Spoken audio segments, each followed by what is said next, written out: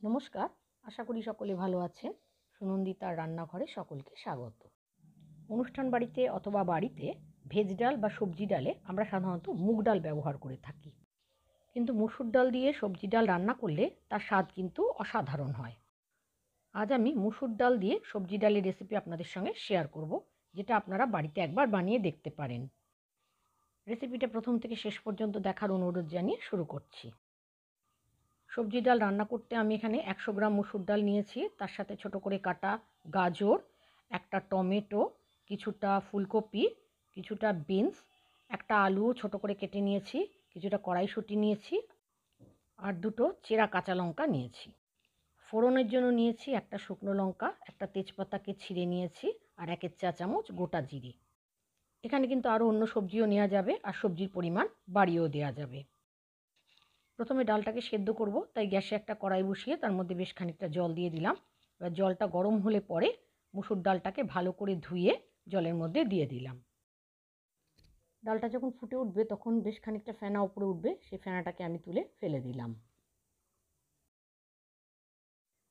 ফেনাটা তুলে ফেলে দিয়ে তারপরে আমি ডালের মধ্যে চা চামচের 4 ভাগের 1 ভাগ হলুদ গুঁড়ো দিয়ে দিলাম, আর কিছুটা লবণ দিয়ে দিলাম।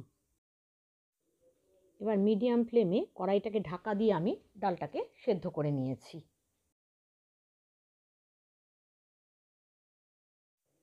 ডালটা সেদ্ধ হয়ে যাওয়ার পর একটা কাঁটা দিয়ে ডালটাকে আমি ভালো করে মিশিয়ে নিয়েছি।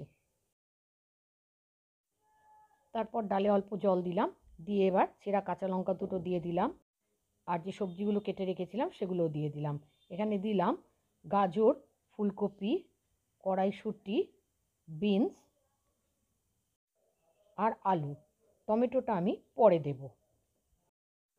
সবজিগুলো ডালের সাথে একটু মিশিয়ে নিয়ে 1 চা চামচ হলুদ গুঁড়ো দিয়ে দিলাম। এখানে কিন্তু আমি আর লবণ দিইনি। সবজিগুলো সেদ্ধ করার জন্য কড়াইটাকে ঢাকা দিয়ে মিডিয়াম ফ্লেমে আমি রান্না করে নিয়েছি। 5 মিনিট বাদে কড়াইয়ের ঢাকনাটা খুলে যে টমেটো কুচিটা রেখেছিলাম সেই টমেটো কুচিটা দিয়ে দিলাম। আবার কড়াইটাকে ঢাকা দিয়ে রেখেছি মিডিয়াম ফ্লেমে। 1 মিনিট বাদে ঢাকনাটা খুলে আমি দেখে নিচ্ছি সবজিগুলো সেদ্ধ হয়েছে কিনা। সমস্ত সবজি সেদ্ধ হয়ে গেছে। এবার ডালটাকে নামিয়ে একটা পাত্রে আমি ঢেলে রাখলাম। গ্যাসে আবার কড়াই বসিয়ে দিলাম। তার মধ্যে আমি 1 টেবিল চামচ সর্ষের তেল নিয়েছি। তেলটা ভালো করে গরম হলে ফোড়নের জন্য যে রেখেছিলাম শুকনো লঙ্কা, তেজপাতা, গোটা জিরে, সেটা আমি কড়াইতে দিয়ে দিলাম। ফোড়নটা ভালোভাবে ভাজা হলে সবজি সহ যে ডালটা সেদ্ধ করে রেখেছিলাম সেটা আমি কড়াইতে দিয়ে দিলাম। যেহেতু এটা সবজি ডাল সেই জন্য আমি 1 চা চামচ চিনি দিয়ে দিলাম।